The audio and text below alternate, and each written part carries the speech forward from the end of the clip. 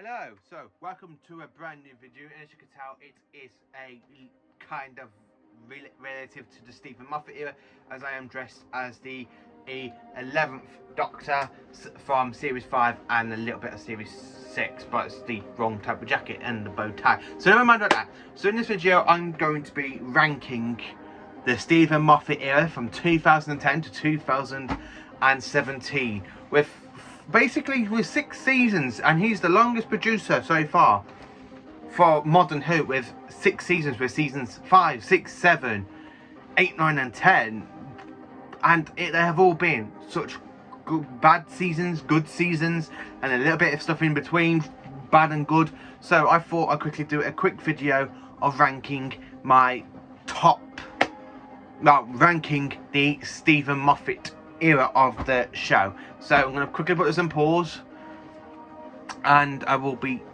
carrying it on.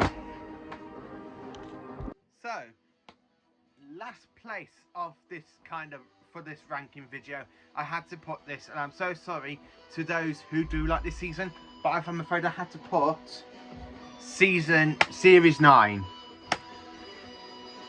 This is the worst season produced by Stephen Moffat. As long as half of it is run pretty good. I mean, the episodes that are specifically fantastic in this, for me, I have to say, is the Magician's Apprentice and Witch's Formula, when we have the return of Davros. I don't like what Stephen Moffat did with Davros to make Davros open his eyes, because he was supposed to be, his eyes were supposed to be damaged by a radiation blast. And then, of course, we have the amazing 2-parter, the Saigon Invasion. That one is just superb again. I love that. I love how it continues on from Day of the Doctor, but I really wish they would have put this into season 8, really. Series 8, instead of having it in this series. And then, of course, Face the Raven is one of my favourite episodes. The rest of it is literally above average, and I'm sorry to say this, but season 9 is the worst Stephen Moffat series out of every single one of them. Sorry to you series 9 lovers. So in 5th place of this ranking video, I've had to put this in because it is series 6. Now, I wouldn't normally say this, but series 6 is the weakest Matt Smith series, I personally think. With only a few good episodes, such as the Impossible Astronaut and, of course, Day of the Moon is a good 2-parter with the Silence. Fantastically done. And, of course, the Doctor's Wife, which is where the TARDIS gets puts into interest. And then, of course, A Good Man Goes to War. That is my favourite bit, especially when it goes, good men don't need rules. Today's not a good day to find out what I have so many. And, of course, that line where it goes, fear me, Doctor, I've killed hundreds of Time Lords.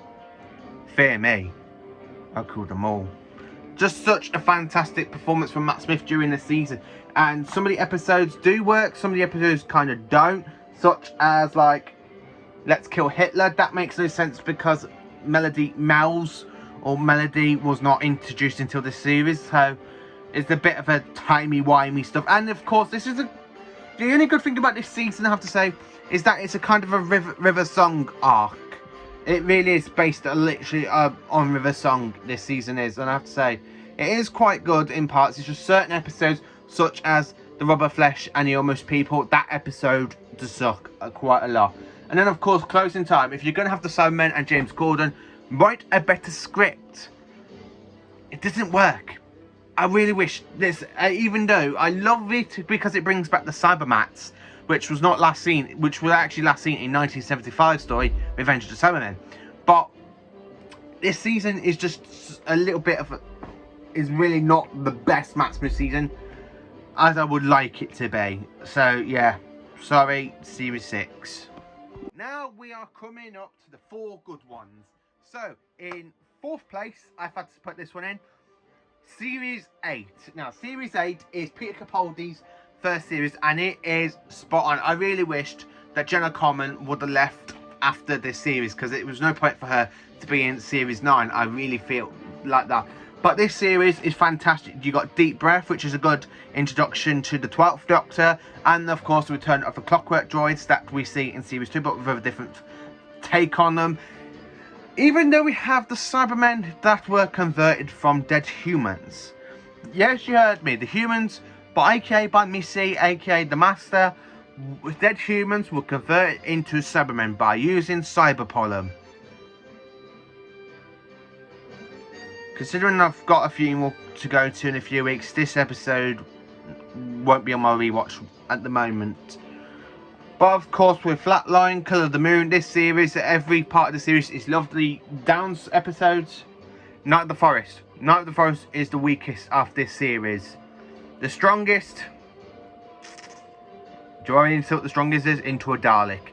We discovered that the Doctor has more hatred for the Daleks than we have ever thought so in the past. So yeah, 4th place, Series 8. So, in number 2, what's my all-time second favourite Stephen Moffat series? Is it not? Have you guessed it? Of course you haven't. It is Series 10. Now, Series 10 is a brand new way to introduce people into Doctor Who after it was took off the air for 2016. And of course we have it as Peter Capaldi's last ever season as the 12th Doctor. And I just love this entire whole series. It's not as good as Series 7. Oops. Well, yeah, you probably guessed Series 7 is my favourite series of the Stephen Moffat era. But of course, we have the pilot, which is a good episode. Smile, again, that's a really, really interesting one. We have Empress of Mars in the season. We have a proper Ice Warrior story.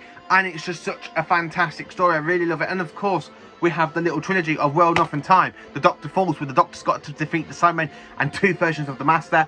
And we lead in to Twice Upon a Time, where the 1st Doctor and the 12th Doctor have a good multi-Doctor story, and they both go off to regenerate. It's just such a fantastic episode and a fantastic series. I do love this series. It's absolutely fantastic all the way through. I cannot say enough words to how much I love Peter Capaldi's last series, and it just does so much justice. I mean, we got the return of the Ice Warriors properly after we had Cold War in Series 7, but the Ice Warriors proper returning this. We have the Empress of Mars, or should I say the Empress of the Ice Warriors. It's just such a fantastic story, and it is all the way through. This is the best season for Peter Capaldi, or the best series for Peter Capaldi. I just love this series so much. I have so much love and appreciation for this series, and it's just, and Peter Capaldi just goes out with a bang. I just absolutely love this series.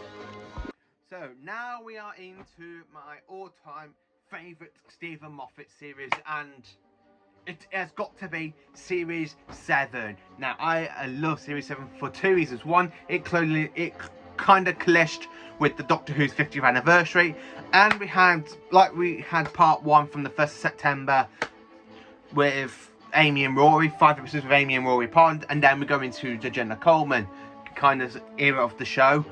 And I just have to say, this series is just fantastic all the way through.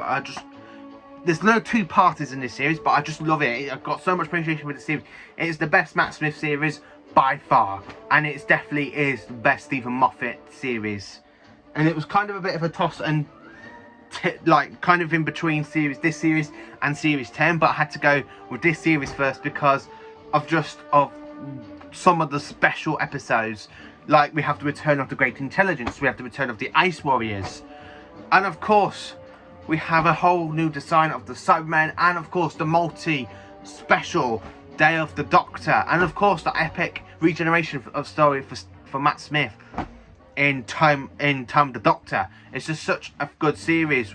This really is, and this is the enjoyable one. I love to pieces. So here is Series 7's what I've got so far. I am showing the Blu-rays because I haven't got enough funds to get the DVD versions.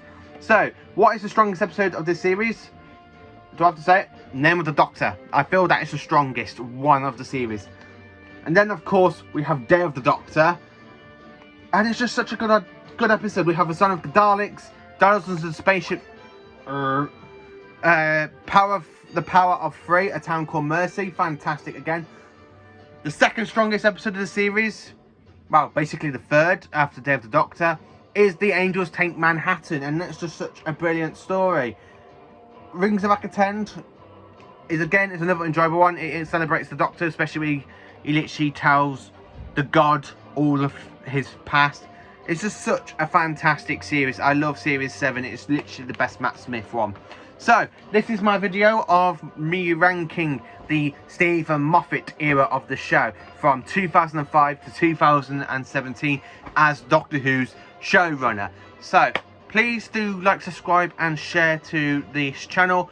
And I'm literally going to do a quick bar chart thing of this series, how I rank them. And please let me know in the comments what your favourite series are. So please do like, subscribe and share to my channel. And I hope you all have a good Time Lord-ish day.